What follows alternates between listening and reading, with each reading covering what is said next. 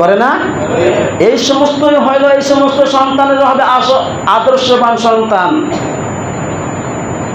এই সমস্ত সন্তানই আপনাকে দুনিয়ায় বসে উপহার দেবে, ভালো ভালো পুরস্কার।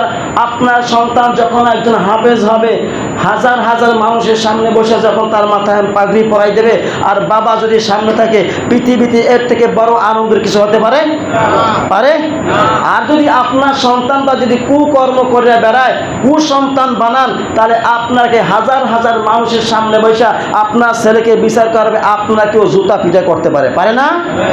তাহলে কুসন্তান বানাবো না সুসন্তান বানাবো?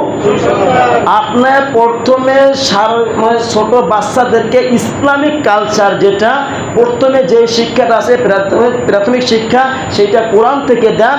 তারপরে আপনি কলেজে পড়ান, ইউনিভার্সিটি পড়ান, কোনো সমস্যা নাই। আপনার সন্তানের অন্তরে যদি প্রথমে যদি ভালো কিছু ঢুকান, খারাপের ওখানে কিছু ঢুকবে না। ঢুকবে? এই যে পানির বোতলটা পরিপূর্ণ ভরা না?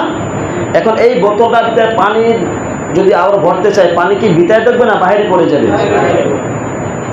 বুঝেন? লাইটটা জ্বালাই দেন। যখন এই বোতলটা ভরা থাকবে, বোতলটার ভিতরে যে পানি ঢুকাতে যায়, এই পানি কিন্তু ভিতরে ঢুকবে না, ভিতরে ঢোকার পরিবর্তে বাইরে সব পড়ে যাবে, কিন্তু ভিতরে থেকে যাবে। যদি এইটার ভিতরে ময়লা পানিও থাকে, এইটার ভিতরে ময়লা পানি থাকে, পরিষ্কার পানি যদি ঢালতে ময়লা পানিটা পড়ে যাবে, ভালো পানিটা ভিতরে জমা হবে। ঠিক না? ছোট থাকতে ছোট বাচ্চাদেরকে যেটা শিক্ষা দেবেন, অন্তরের ভিতরে যেটা সেট হয়ে যাবে, ওইটাই কিন্তু পরিবর্তে একবার জীবনভর থেকে যাবে। ঠিক না? আপনি যদি ছোটবেলায় সন্তানকে যদি ওই সারেগামা পাদানিসা এইগুলো হারমোনিয়াম শিক্ষা দেন, ভালো কিছু শিক্ষা না দিয়া ওইগুলো শিক্ষা দেন, ওই বড় হইলেও আপনাকে এইগুলো করবে। আর আপনার জন্য মহামূল্যবান একটা থাকার জন্য বাসস্থান, সেইটা হলো বৃদ্ধাশ্রম। সেইটা কি? বৃদ্ধাশ্রম। এই জন্য সন্তানকে ভালো কিছু শিক্ষা দিতে হইলে মায়া, মোহাব্বত, ভালোবাসা কিছু ক্ষণিকের সময় জন্য স্যাক্রিফাইস করতে হবে। আপনার সন্তানকে যদি একটু কষ্ট করে 1 ঘন্টা সময়ের জন্য আপনি যদি মাদ্রাসায় পাঠান, আপনার 1টা ঘন্টা হতে পারে আজীবন সুখের কারণ। ঠিক না?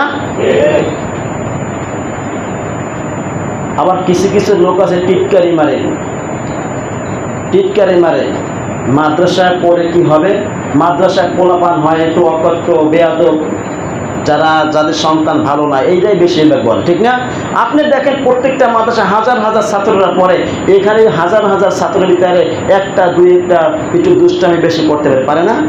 যার মেধা বেশি সেই দুষ্টামি করে বেশি। ঠিক না? যে একটু সরল সোজা সে এক জায়গায় বসে থাকে, আর যার একটু মেধা বেশি সে কিন্তু এখানে দৌড়াদৌড়ি করে। এটা স্বাভাবিক। আপনি যদি ভালো কিছু দেখতে চান, যদি মাদ্রাসার জিনিসগুলো যদি আপনার ভালো লাগে, আপনি যদি মহব্বত করেন, আপনার অন্তরে যদি এটা ভালো থাকে, তাহলে আপনি ওদেরকেও ভালো চোখে দেখবেন। আর আপনার চোখে যদি কালো কিছু ভালো না লাগে, মাদ্রাসার সন্তান ভালোটাও আপনার কাছে খারাপ লাগে। ঠিক না ভাই?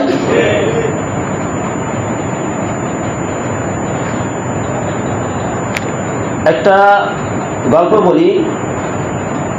আল্লাহর কাছে চাইতেছে, আল্লাহ তুমি আমাকে এইটা দাও, গাড়ি দাও, বাড়ি দাও, সম্পত্তি দাও, সব কিছু দাও। গল্প।